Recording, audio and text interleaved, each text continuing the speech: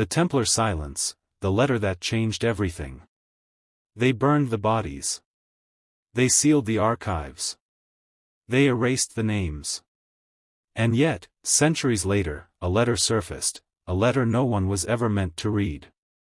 Folded in secrecy, stamped with a papal seal, and signed by a pope who swore he had never seen it. This fragile piece of parchment changes everything we thought we knew about the Knights Templar. For generations, we've been told they were heretics, idolaters, traitors to God and crown. But what if they weren't? What if the Church knew they were innocent, and kept silent anyway? Breathe. Let the light dim. What follows is not a tale of swords and glory, but of ink and silence. Of fires that flickered not on battlefields but in archives, where the truth was quietly smothered, page by page. The Vatican's quiet vaults. You are walking through the Vatican's archives.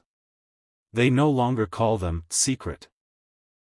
Today it's the Apostolic Archive, a friendlier name, one that sounds like a filing cabinet instead of a mystery. But the silence still clings to the air like dust. Candle wax and binding glue flavor the musty coolness. And somewhere within these endless shelves, folded into a misfiled bundle, lies the letter, the Chinon parchment. Signed by Pope Clement V, the very man who presided over the Templars' destruction, it quietly absolved them of heresy. Their sins, he wrote, were exaggerated, perhaps even fabricated. He forgave them. And then he told no one. The trials went on, the executions continued, and the letter disappeared for nearly 700 years. This is not just a story about one document. It is about what it means. If the Pope himself knew the Templars were innocent, why did he let them burn? Why bury the truth until the 21st century? Ashes in the archives. The tale of the Templars isn't just swords and crusades. It is the story of paper, of what survives, and what doesn't. In the decades after 1307, when the Knights were arrested across France, strange fires and losses began to spread through European archives. Quiet fires, not roaring infernos. A candle left too close to a scroll. Dampness seeping through stone. Entire rooms of parchment gone in a single unlucky season. Officially, these were accidents, lightning strikes, mildew, rats. But a pattern emerges. Psalms and genealogy survived untouched. Inquisitors' letters remained. But Templar trial records, the very transcripts that could contradict royal accusations, were burned, soaked, or suspiciously vanished. At Montreuil in the 1320s, rot destroyed a chest of legal documents. Only the ones tied to a Templar commander's trial. At Avignon, a fire supposedly consumed a book of records, yet the stone church that housed them showed no scorch marks. In 1944, a British bomb obliterated Templar transcripts in Vienna, while the tax ledgers in the next building survived. Coincidence? Perhaps. But when loss after loss falls on the same kind of record, silence begins to look deliberate. Archivists whisper of a missing, red codex, once noted in a Toulouse interrogation, a bound account of a prior's confession under torture. It was sent to Rome. It has never been seen again. The ash that remains. The smell of old fire lingers in parchment. Centuries later, archivists still wear gloves to protect the faint, smudged words, the last voices of men condemned as heretics. Some fragments remain. Enough to remind us that destruction is never perfect.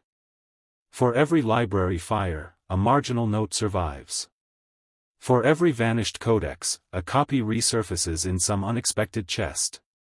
In Sicily in the 1800s, restorers uncovered such a chest, behind a false panel in San Calogero. Inside, rolls of parchment recorded Templar holdings and mentioned a papal letter urging mercy. That letter is gone now, vanished during the fascist era. But its trace, like soot, remains. And then, of course, there is the Chinon parchment, misfiled, overlooked, but never destroyed. Perhaps that was the point of the fires, not to erase, but to delay. Delay long enough, and when the truth surfaces, fewer people will care. Clement's silence.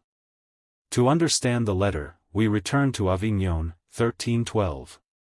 Pope Clement V sits at his table, pale and weary. He never wanted to be pope, chosen more for diplomacy than devotion. He has no taste for war, and certainly not for burning knights. Yet on his desk lie reports of Templar confessions, many squeezed from tortured lips. Most accuse the knights of absurdities, spitting on the cross, kissing demons, worshipping a mysterious head. Medieval nonsense, carefully polished for King Philip IV of France. But another report lies before Clement. This one is calmer, written by papal envoys. It describes frightened men who obeyed their vows, fought in crusades, and sometimes mumbled prayers they barely understood. No demons. No idols. Just soldiers. Clement hesitates. He knows Philip is pressuring him. Philip owes the Templars vast debts. He has already arrested them en masse. He demands the Pope's cooperation. And Clement, already frail and suffering, must decide whether to defy the most powerful king in Christendom. He delays. He stalls. He proposes compromises.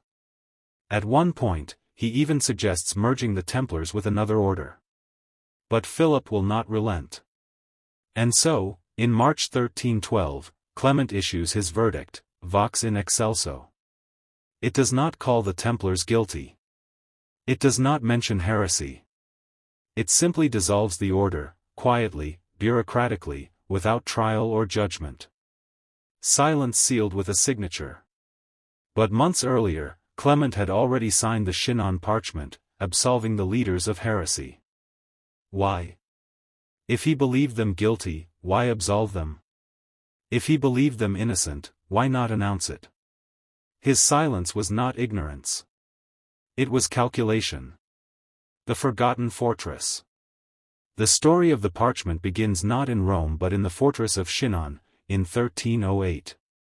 Here, papal cardinals interrogated the Templar leaders, Jacques de Molay, Hugues de Perraud, Geoffroy de Gonneville.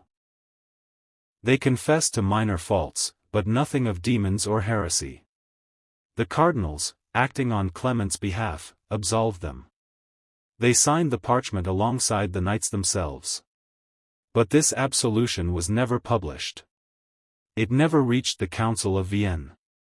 It never saved de Molay from burning alive 6 years later.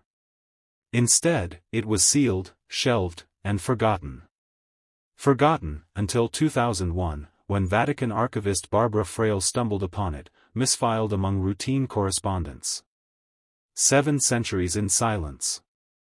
And when it was revealed, there was no dramatic announcement. The Vatican authenticated it quietly, digitized it quietly, acknowledged it quietly. The weight of silence.